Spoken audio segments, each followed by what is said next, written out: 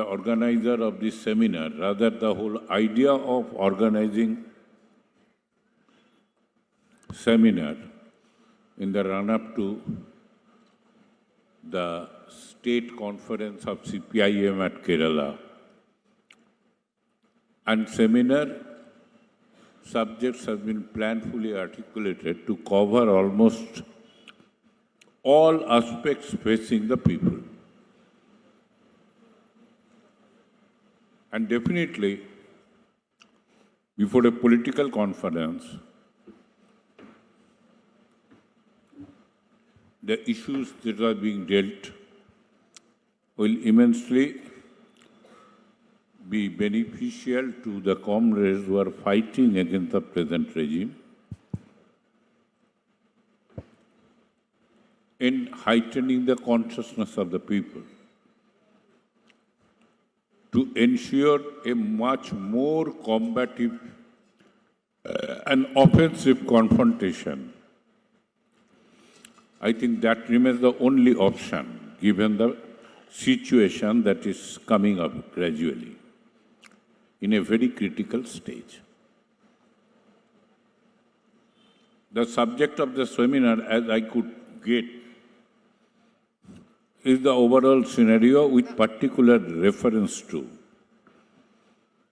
the working class and the peasant movement. Movement of the main two producing classes who produce wealth and commodities in the economy and keep the economy running, despite being subjected to tremendous, rather criminal deprivation. Their higher contribution in productivity and wealth generation is rewarded by downward pressure on their earnings, lives and livelihoods. And besides that, and big onslaught on their basic right, even to say that we want this, we should not have get so less. This basic perception of a rule of law, a transparent and judicious rule, that is also getting violated every day, trampled every day. So in respect of these two main producing class, also the history has destined them to combat that unitedly and collectively. And in terms of our political understanding of the party,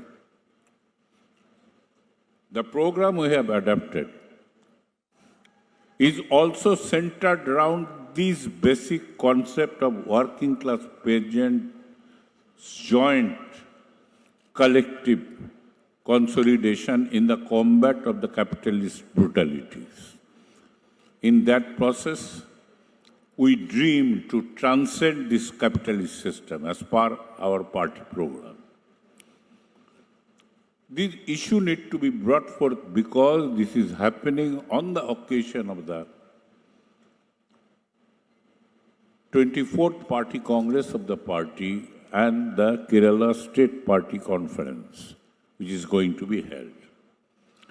So this programmatic understanding must guide us at every stage in our present-day interventions, and also understanding the basic character of the changes in the scenario that is taking place. Our understanding is, through our experience, the politically gathered, that we are in a corporate communal nexus led governance, which is pushing through the neoliberal operation in a very aggressive and a gangster-like design. And all these efforts if weighed in terms of logic, even in terms of the logic of economics in capitalist paradigm,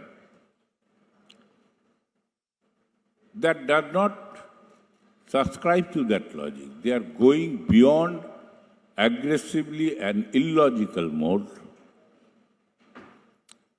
in a situation when the whole neoliberal capitalist order are in the midst of a systemic crisis with no immediate sign of visible recovery. That's the overall scenario. And in this context, background, all the attacks are coming on these two main producing classes. And that defines their challenges. And that also defines their task. Important is the basic characteristics of these changes have to be understood, fully grasped by the main two-class organizations, rather three-class organizations, working class peasants and the agricultural workers. And on the basis of that unified common understanding, we have to carry our battle. At the initiative of our political initiative, fortunately, after long exercise and exploration, during last, we may say, less than a decade period, gradually that possibility is emerging, and working class and the peasant movements are coming together on joint initiative. That should also be considered as an integral component of the present scenario. That also has to be conceived as an important component. Because then only it will be much more rational to identify that where we should go from here. Up to this we have come here, how we will advance. Now, as I tell you, the whole economics management of the country, which basically defines the scenario, the whole strategy of political governance and whole strategy of societal governance by the present ruling class stems to sustain their game in the economy management, to subserve the interest of the handful of corporate classes at the cost of overwhelming majority of the producing populace. When the system is in crisis, they have no other option to do so. Either they have to retreat from that capitalist mode of system or compromise their capitalist cruelty in their hunger of profit. Either they have to retreat or they have to aggressively push through. Right now, the condition of retreat could not yet be created, and essentially that condition of retreat is to be created by our struggle only. It cannot be automatically created. Nobody will rise to their pious sensibility and they will compromise or back. It is not happens. Because the two class is battling with each other between the labor and the capital. So here, that aspect need to be fully grasped, and it will help us in going ahead, combating the thing with the confidence that this cannot be sustained.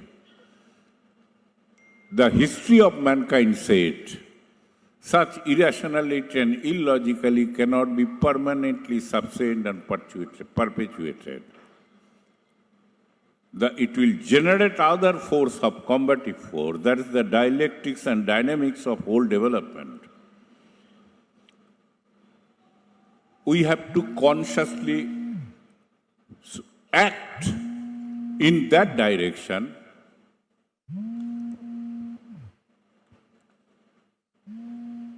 Some sound is coming.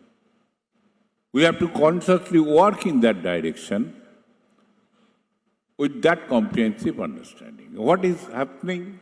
Just let me say about the whole economy management. It is in severe crisis, and there is no visible sign of recovery till now.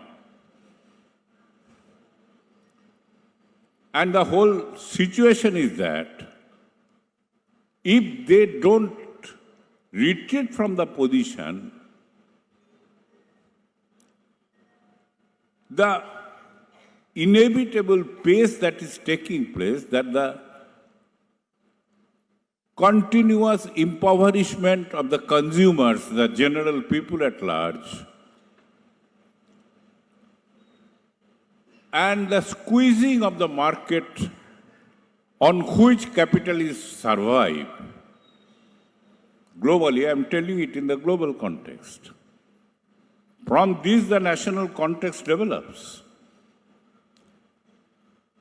So, unless that is not done, they have to pour more burden on the people, and so that people do not object such imposition of burden, they will simultaneously operate to take away the rights of the people through aggressive authoritarian measure towards a clear neo-fascistic direction. They have got no other option. And if we start from that premise, we have also no other option but to aggressively, collectively create a situation of combat and confrontation which can impact the entire society. Then only a condition can be created. At least history taught us like that direction. So, these are the basic challenges before us, where this rationality, these positions need to be understood. The most current development, as it has come out from the latest budget presentation and economic survey, what we see, economic survey has to admit that despite all talks of growth, development, India is going to become number 3 country in the world very soon. Despite all these things, through which we have definitely fed their political mileage also. But the fact remains that the people's earning is continuously going down, which in fact will define their purchasing power, their consuming capacity, and which alone can sustain the market instead of squeezing it consistently. And creating a situation of underproduction, that you can produce this much, but still you are deciding to produce this much less because there is no person to purchase that. The alternative route is to export, but every country is now protecting their economy in this new situation of systemic crisis, including great Donald Trump, who has started practically a kind of gangsterism by threatening the entire world of aggressive tariff penalty. Even today, they made a comment that India is one of the highest tariff chargers. Even today, his statement came in the press. So, if we produce and sell in the other market, initial stage of neoliberalism, yes, that gave some result. But now, at a mature stage, even that is not going to give any result. The economic survey has to admit that it is continuously going down. And last 5 years, it could not even reach back to the average earning level of population what was there just before the pandemic. Just before the pandemic also, if you see, from 2013-14 onwards, the common people average earning was continuously sliding down and reached to the pre-pandemic level. During pandemic, it has collapsed. After pandemic, after so many years, the same earning could not reach the pre-pandemic level, which was itself a victim of great decline. But the more important thing is that, contrasting fact is that, and during the same period, the corporate profit has grown at a much higher speed to reach a level which is 15, which is the highest in the process of last 15 years. So your earning has gone down. Rate of production, GDP growth has also regularly declining at the minimum level, but profit is rising to 15 years high. What does it mean? It means that extra bonanza they enjoyed, it has not come from their investment process and production process. It came from direct loot and plunder. And that loot and plunder of natural resources, national exchequers, and cutting the stomach of the common people, all the three components, it was facilitated by the whole economic policy regime. Every aspect of economy management strategies, every day which is very fast changing, many of which we sometimes don't understand or don't take note of. Every day it is changing, where the national exchequer, which is constituted by the mass of the people through their tax payment, is being directly flowing to the corporate kitty to subsidize their investment cost, to subsidize their production cost. And practically, out of investment made out of the money flowing from national exchequer, they are making the profit, and profit is being taken by them. A new perversion, the whole economic process, devoid of any logic, has reached to its criminal height. That's the scenario today. Anybody can make profit within the capitalist system, even our Indian constitution permits it. But make your investment and make your profit. That was the scenario in a normal situation. Now investment is going down. Every year, even private investment is going down. Government in capital expenditure is sought to be made at a level, maintained at a level.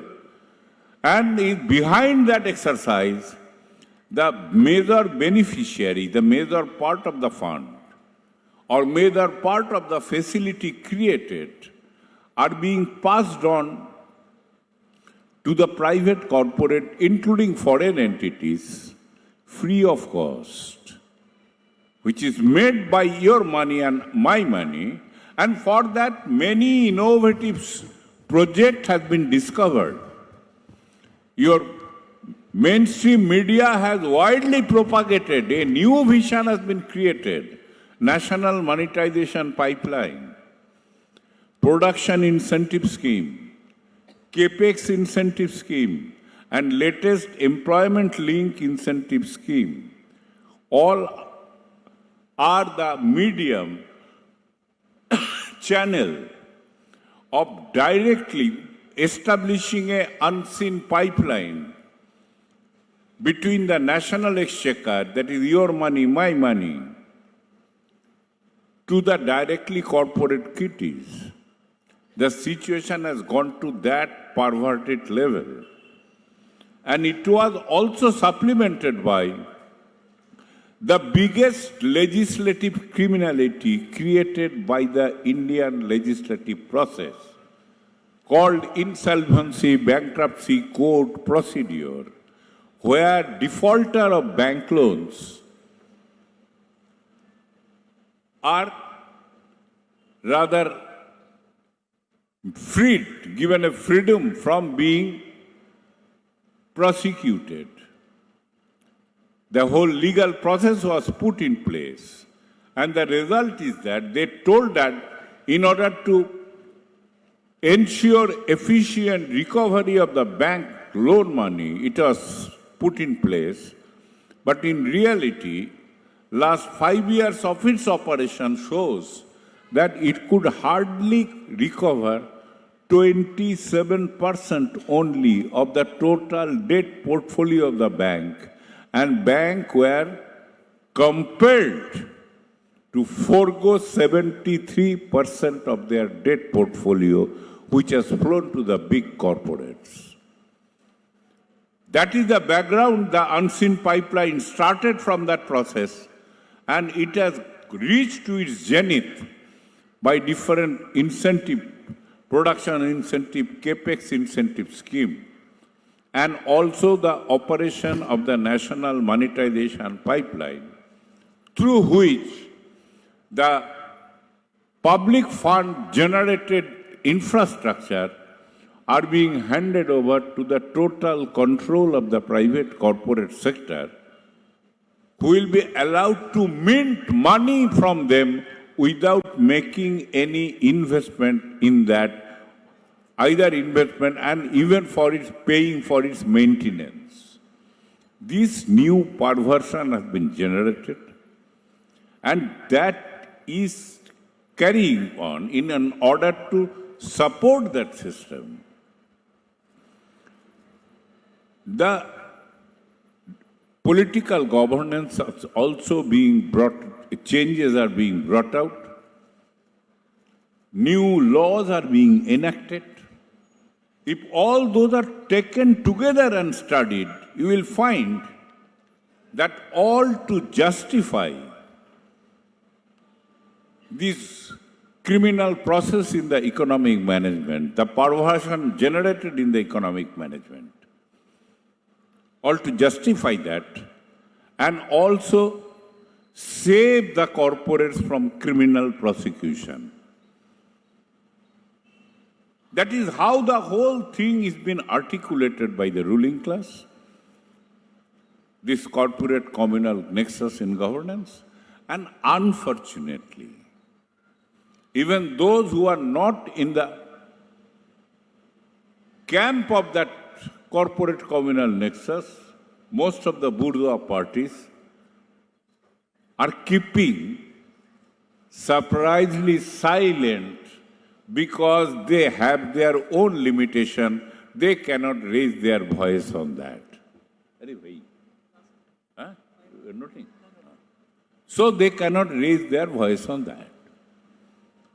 You see, up to the last budget, if you see, about 100 laws have been decriminalized.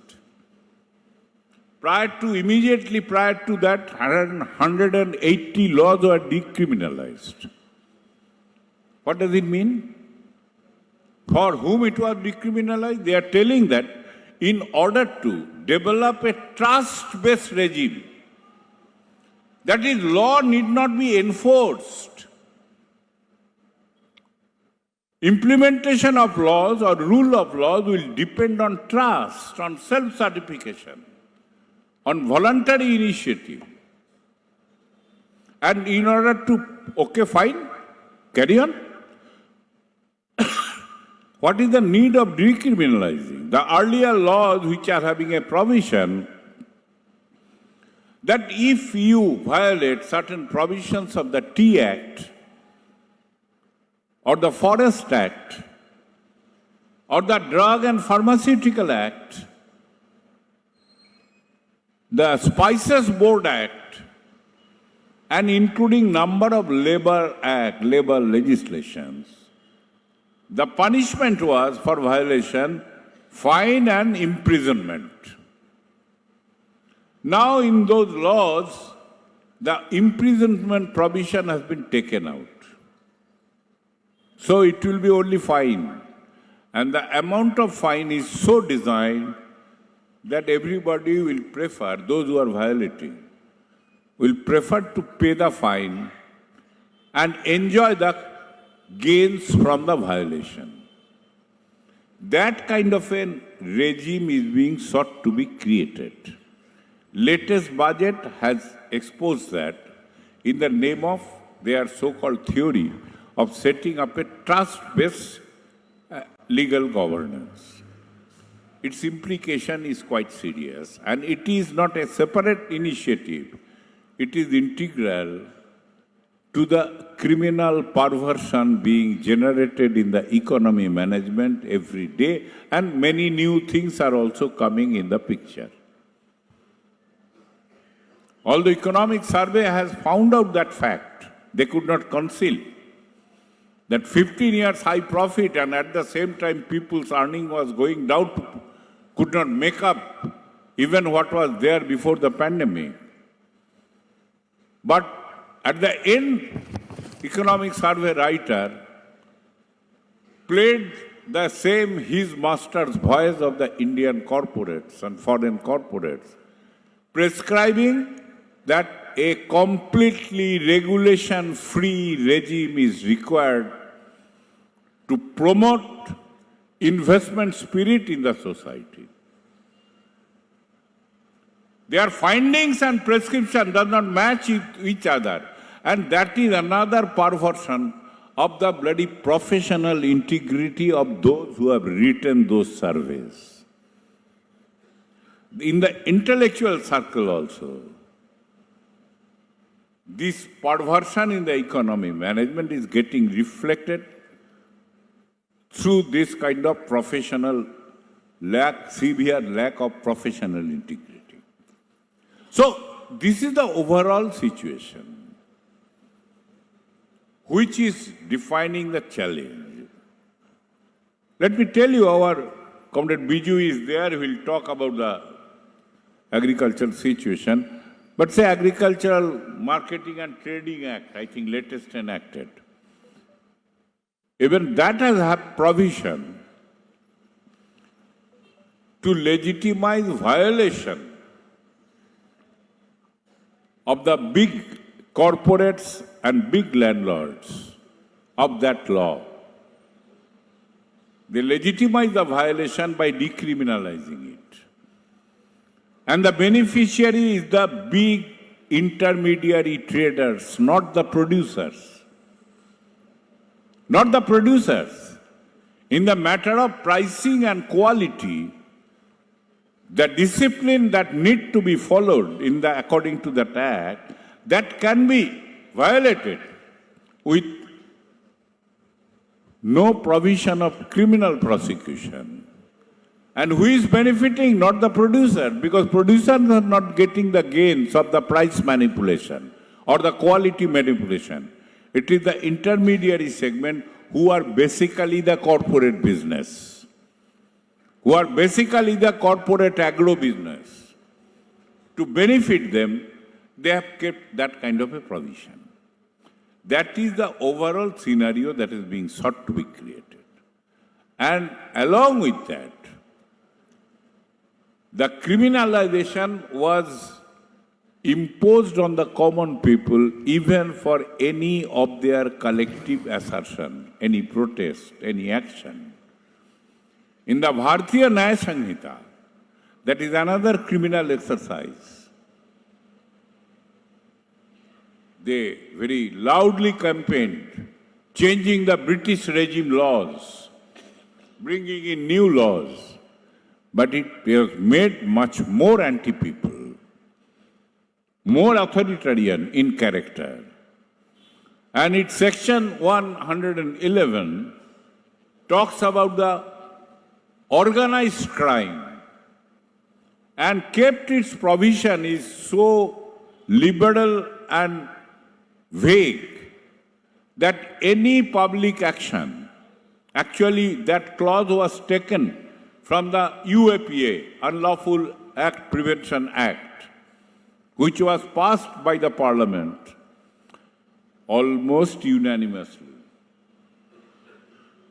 except the left opposition. Almost unanimously, that's a loaded statement I am telling you.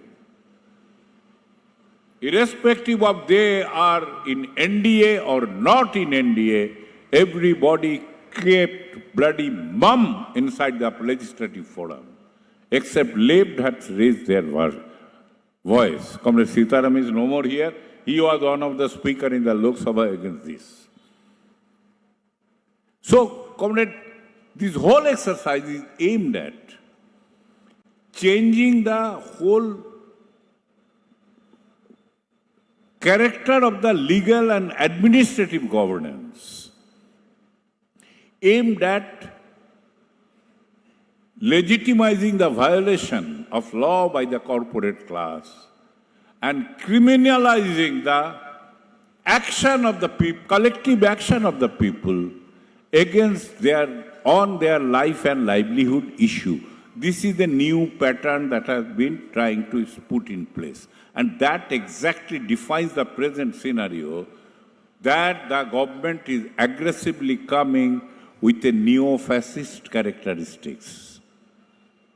The features are of neo-fascist character. Total authoritarianism with a fascistic orientation. And see, situation will not stop here. That is a continuous process.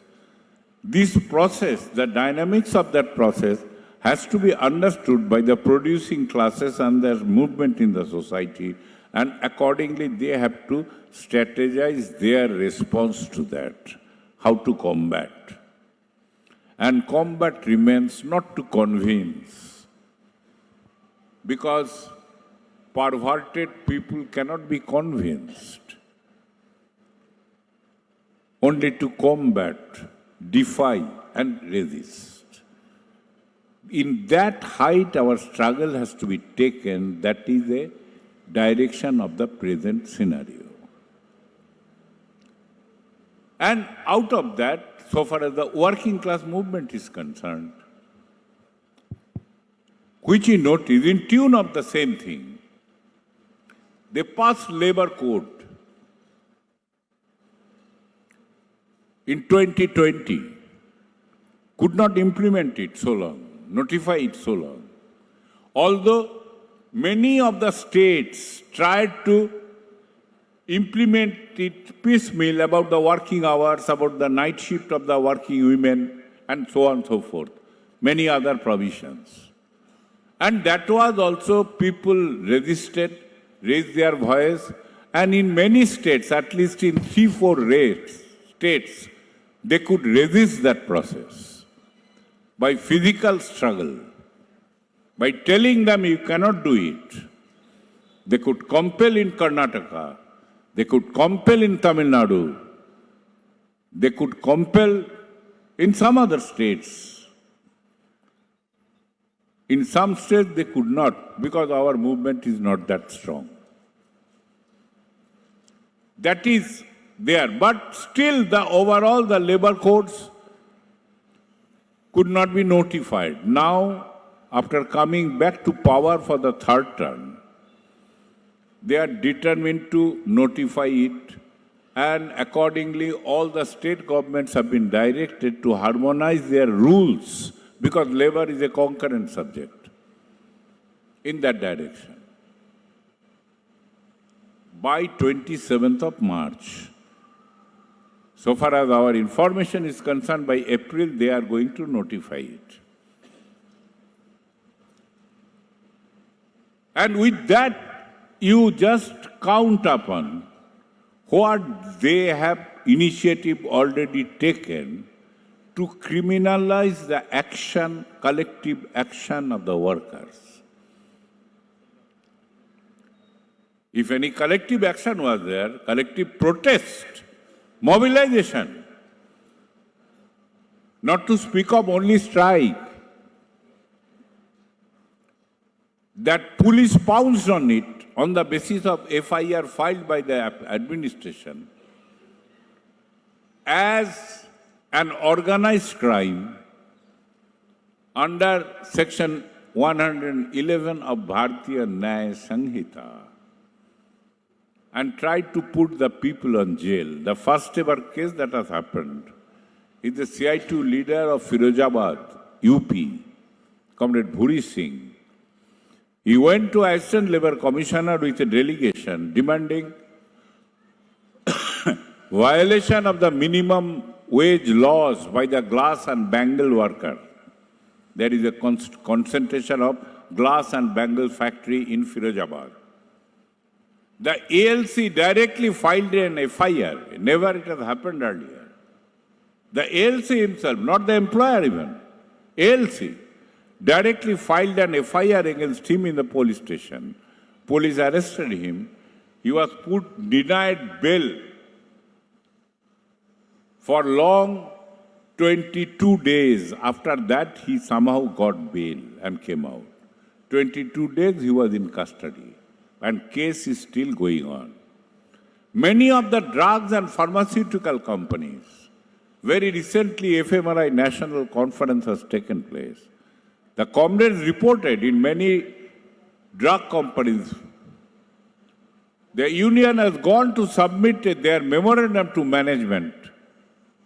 Management received the memorandum and filed a complaint to police, and police started chasing the union leaders. They are trying to create an atmosphere. In different government establishments, with due notice as per law, they have taken a program, intimated the management quite well in advance. Yet the leaders are being called and threatened, stop this. You are not allowed to do this. One after another, these onslaughts are coming. It is a preparatory ground. They are trying to create a preparatory ground for notification of the labor law. So labor law labor codes will come by doing away with the 29 labor laws and claiming that part of that has been subsumed in the labor code. And you will see that nothing, all those laws, the provision of punishment against the employer has been thoroughly diluted, and right to workers for the justice has also been thoroughly diluted. And that is going to notify, and they are making the supplementary arrangement by criminalizing the process of collective action in the name of organized crime. That is going to be the scenario in the days to come, and that defines our major challenge. None other issues on the demand we are making, the minimum support price, the reasonable minimum wage and other rights will have no meaning unless your right to collectively assert is taken away. If it is taken away, those rights will have no meaning. So biggest challenge before the working class movement right now is to combat these labor codes. Already an understanding was arrived by 10 Central Trade Unions platform to go in for national general strike as an immediate reaction, sometimes in the early part of May. And that need to be followed by sectoral intervention in defying all the negative clauses of the labor code. If required, if that leads to defiance of law, let that be. But with that level, total unified way if we can do, then law will remain in its place and workers' right has to be accepted. I am telling something you not out of my imagination. Post-independence period, when the trade union movement is taking its stride, the employees movement, postal, telecom, they were a very powerful movement. They have gone for numerous strike actions. All the laws, strike was declared illegal by the government. They defied and went and sustained their organization and striking power. Even very recently, in Karnataka, the BJP government has introduced 12 hours raw working. 1,200 industries, including many multinationals, has gone on strike on 23rd of March. And employers ultimately told after the successful strike that let law be that law's place, we are not going to implement 12 hours. Still the situation is continuing. The same thing was attempted by the, again, I am rather hesitant to talk about DMK government in Tamil Nadu. But fact is fact, we have to talk. They tried to introduce the same thing, 12 hours working and night shift for women. The entire trade union movement stood in protest throughout the state and ultimately compelled the chief minister to declare that we are not going to pursue that move. So it is possible. Law will be in law's place if workers assert collectively in an effective manner. We can change the scenario also, and that is precisely the task before us in the days to come. So, comrade, to sum up, a severe crisis is on, and a criminal loot and plunder of the resources, national resources and national exchequer at the cost of the people, are the direction of the economic policy management being followed by the government. And number three, most of the bourgeois parties prefer to remain silent on that exercise, number three.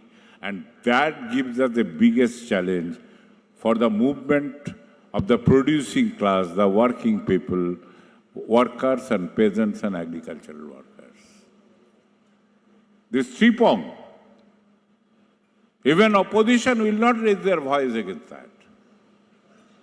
And parliament becomes a futile thing today.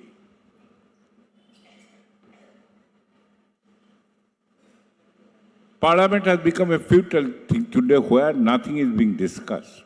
Only everything is being bulldozed. And in that kind of a situation, a complete authoritarian change towards a fascistic direction is being articulated by one after another stage by the ruling class, by the corporate class. It is no use of only blaming Modi.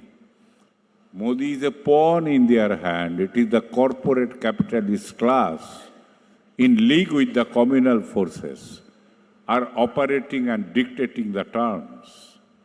The complete authoritarianism stood as a fascistic direction, curbing the people's right to dissent and curbing in particular, the rights of the producing class